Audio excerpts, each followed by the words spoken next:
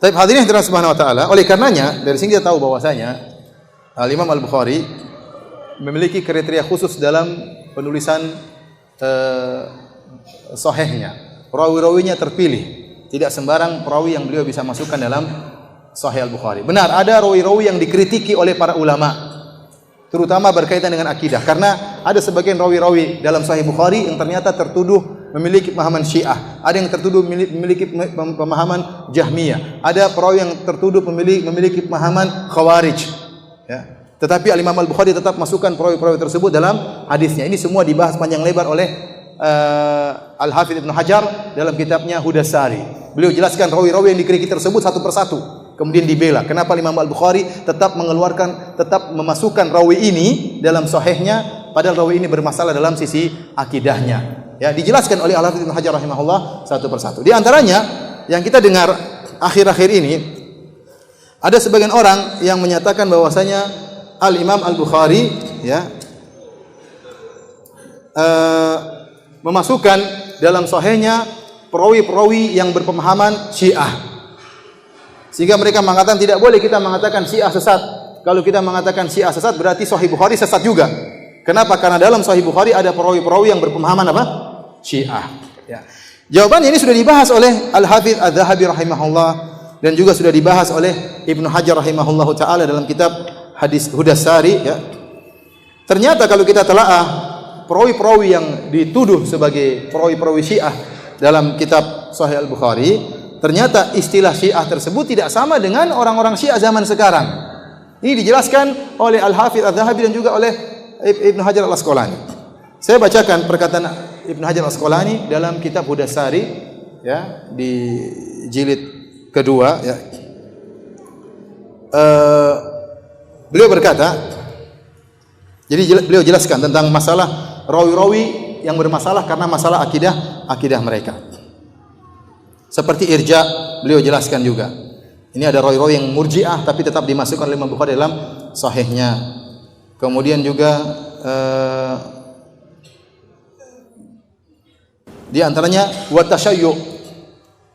Apa kata Al-Hafidz Ibnu Hajar? Ini tasyayyu menurut mereka, istilah tasyayyu, istilah Syiah menurut para ulama di zaman mereka, para perawi kenapa dikatakan Syiah? Wa tasyayyu mahabbatu Ali. Namanya tasyayyu Syiah maksudnya kecintaan kepada Ali.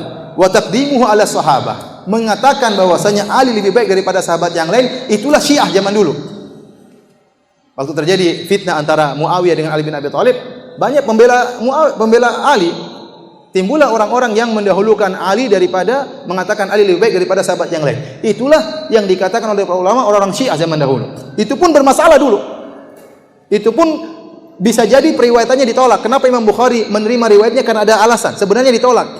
Cuma gara-gara mengatakan bahwasanya Ali lebih hebat daripada sahabat yang lain. Paham? Faman qaddamahu ala Abi Bakar wa Umar fahuwa ghalin fi tashayyu'ihi. Kata Al-Hafidz Ibnu Hajar, barang siapa yang mengatakan, jadi ada yang mengatakan Ali lebih hebat daripada sahabat yang lain. Ini pun sudah dituduh Syiah. Kata Ibnu Hajar, kalau ada yang mengatakan Ali lebih hebat daripada, lebih didahulukan daripada Abu Bakar dan Umar, kata Ibnu Hajar, ini adalah ekstrim dalam Syiah. Ini baru mendahulukan Ali daripada Abu Bakar dan Umar sudah dikatakan ekstrim dalam Syiah. Ghalin fi tasyayyu'. Wa yutlaqu alaihi rafidhi, dan orang yang dikatakan rafidah menurut istilah ulama dahulu. Wa illa fasyi'i, maka cukup dikatakan Syiah. Kalau dia tidak mendahulukan Ali di atas Abu Bakar dan Umar, maka dikatakan Syiah. Tapi kalau dia bilang Ali lebih berhak daripada Abu Bakar dan Umar, maka dikatakan rafidhi. Fa in indhafa ila dzalika sabbu aw at-tasrih bil bughdhi, kalau ditambah dengan kebencian terhadap sahabat, maka dikatakan ghalin fir rafidah, yaitu ekstrim dalam rafidah. Ingat, inilah Syiah yang disebut oleh para ulama ya, perawi-perawi bermasalah yang ada dalam Sahih Bukhari. Ternyata Syiahnya bukan Syiah seperti zaman sekarang. Syiah zaman sekarang yang mengatakan Al-Qur'an tidak lengkap, ya, yang mengatakan bahwasanya Al-Qur'an sudah ada pengurangan, yang mengatakan Abu Bakar dan Umar di neraka jahanam. Tidak ada dulu Syiah seperti ini. Ingat, Syiah yang mengatakan Ali lebih hebat daripada sahabat dulu bermasalah menurut para ahli hadis. Riwayatnya dipertanyakan untuk diterima.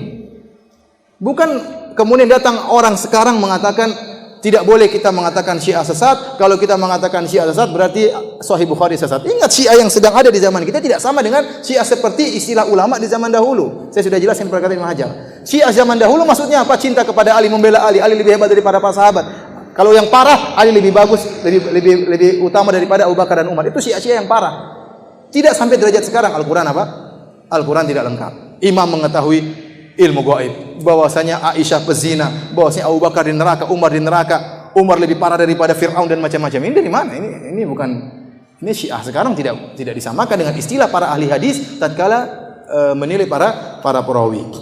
Saya contohkan di sini atau Ibnu Hajar sebutkan tentang seorang perawi yang dikatakan Rafidhi yang bernama Abbad bin Ya'qub Ar-Rawajini Al-Kufi.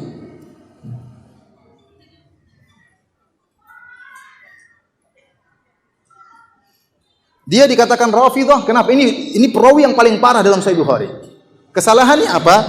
Kana yashtumu Utsman radhiyallahu anhu. Dia mencela Utsman. Gara-gara mencela Utsman dikatakan apa? Rafidhi. Ini perawi yang paling parah di mana? Sahih Al-Bukhari. Bukan mengkafirkan Utsman.